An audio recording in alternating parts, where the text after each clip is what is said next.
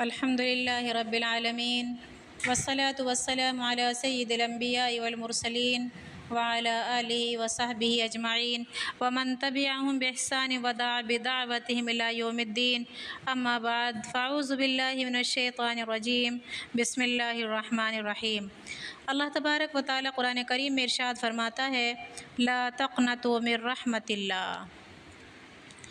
ایک واقعہ آج ہم آپ کے سامنے پیش کریں گے توبہ کا، کیونکہ ہم نسیان سے بھرے ہوئے ہیں، ہم سے گناہ ہوتے رہتے ہیں، تو ایسے میں کیا ہماری اللہ تبارک و تعالی بخشش فرمائیں گے؟ ہم دیکھتے ہیں اس کو اور اپنے آپ کا ہم محاسبہ کریں گے۔ فقیہ ابو اللیث سمرقندی اپنے والد سے روایت کرتے ہیں کہ بنی اسرائیل میں ایک فاحشہ عورت تھی، لوگ اس کے حسن و جمال پر فریفتہ ہو جاتے تھے، اس کا دروازہ ہر وقت کھلا رہتا تھا۔ حال یہ تھا کہ جو شخص اسے ایک نظر دیکھ لیتا وہ اس سے ملاقات کے لیے بیتاب ہو جاتا تھا، اور وہ عورت 10 دینار وصول کرنے کے بعد ہی اپنے آپ پر قابو دیتی تھی۔ ایک دن ایک نوجوان عابد کا ادھر سے گزر ہو گیا، اس نے اس پری چہرے کو دیکھا اور دیکھا کہ وہ عورت تاج پہن کر زیب و زینت سے آراستہ ہو کر تخت پر بیٹھی ہوئی ہے، تو اس کا دل قابو نہ رہ سکا۔ ہزار جتن کے اس عورت کا خیال دل سے نکالنا چاہا مگر کامیابی نہ ہوئی۔ دن رات صبح و شام اسی عورت کا خیال آنے لگا۔ اس کا جو حسن تھا وہ عابد کے چہرے پر اور دل پر نقش کر چکا۔ وہ مجبور ہو گیا، مجبور ہو کر اس نے اپنا مال و اسباب کو بیچا اور 10 دینار اکٹھے کیے، پھر عورت کے وکیل کے ذریعے اس عورت تک پہنچ گیا۔ عورت زیب و زینت کے ساتھ تخت پر بیٹھی ہوئی تھی، یہ عابد بھی اس کے ساتھ بیٹھ جاتا ہے اور ہاتھ بڑھا کر بوس و کنار کرنے لگ جاتا ہے۔ اللہ تعالیٰ نے اس کی حفاظت فرمائی اور اللہ تبارک و تعالیٰ نے اس کو جنت اور جہنم کے درمیان کھڑا کر دیا۔ گویا لگ رہا تھا کہ وہ عابد اپنی آنکھوں سے، اپنے دل سے، اپنے کانوں سے جنت اور جہنم کو سن رہا ہے اور سونگ رہا ہے اور سن رہا ہے اور دیکھ رہا ہے۔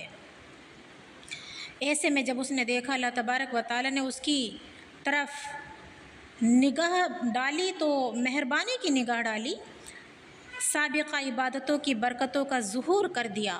اس کو خیال آیا کہ میرا پروردگار مجھے اس حالت میں دیکھ رہا ہے، ایسا نہ ہو کہ اس حرام عمل سے میری کی ہوئی تمام عبادتیں ضائع ہو جائیں۔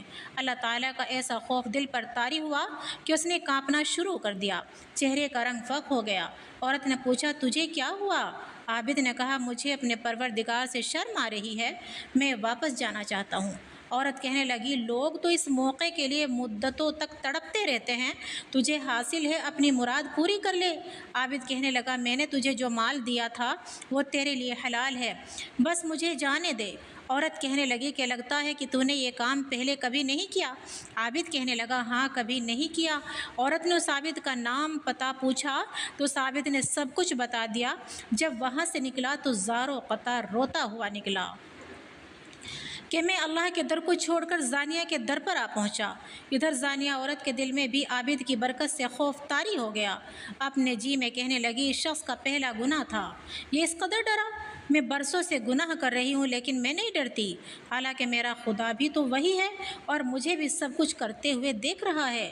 اس عورت نے گھر کا دروازہ بند کر لیا، معمولی کپڑے پہن لیے اور عبادت میں مشغول ہو گئی۔ ایک دن اس کے دل میں خیال آیا کہ کیوں نہ میں اس عابد کے پاس چلی جاؤں، ممکن ہے وہ میرے ساتھ نکاح کر لے، میں اس سے دین سیکھوں گی، وہ عبادت میں میرا معاون بنے گا۔ یہ کہہ کر اس نے سامان باندھا اور اس عابد کی بستی میں پہنچی، عابد کو بلایا۔ جب وہ سامنے آیا تو اس عورت نے چہرہ کھول دیا کہ وہ اسے پہچان لے۔ عابد نے اس عورت کو دیکھا تو اس کی نگاہوں میں سارا منظر بھر گیا، اس نے ایک چیخ ماری اور اس کی روح پرواز کر گئی۔ وہ ڈر گیا تھا کہ شاید یہ عورت پھر مجھے گناہ پر آمادہ کرے گی۔ عورت کو اس کا بہت صدمہ ہوا، اس نے عابد کے بھائی سے نکاح کر کے نیکی کی زندگی گزارنی شروع کر دی۔ اس کے 7 بچے ہوئے جو بنی اسرائیل کے اولیاء بنے۔ دیکھیے اللہ تبارک و تعالیٰ نے توبہ کا دروازہ ہمارے لیے کھلا رکھا ہے اللہ تبارک و تعالیٰ فرماتے ہیں لا تقنطوا من رحمت اللہ، اللہ تبارک و تعالیٰ کی رحمت سے مایوس نہ ہو۔ تو ہمیں چاہیے کہ ہم گناہوں کے دروازے کو چھوڑ کر، گناہوں کے راستے کو چھوڑ کر اچھی ڈائریکشن اختیار کریں اور اللہ تبارک و تعالیٰ سے دعا کرتے رہیں اہدنا الصراط المستقیم، کیونکہ صراط مستقیم ایک ہائی وے کو کہا جاتا ہے جس کے چاروں طرف سے راستے جاتے ہیں، لیکن اس راستے میں سے ایک راستہ ہمیں چننا ہوتا ہے کہ ہم نے کس راستے پر جانا ہے اور ہمارا اصلی ٹھکانہ کون سا ہے جس جگہ ہم نے اپنی منزل بنانی ہے۔ تو ہمیں دیکھنا چاہیے کہ ہم کس راستے پر ہیں۔ اللہ تبارک و تعالی ہمیں انعمت علیہم کے گروہ میں شمار فرمائے۔ دعا کیجیے گا اللہ تبارک و تعالی ہم سب کو ہدایت کاملہ عطا فرمائے۔ وآخر دعوانا الحمد للہ رب العالمین۔ السلام علیکم ورحمۃ اللہ وبرکاتہ۔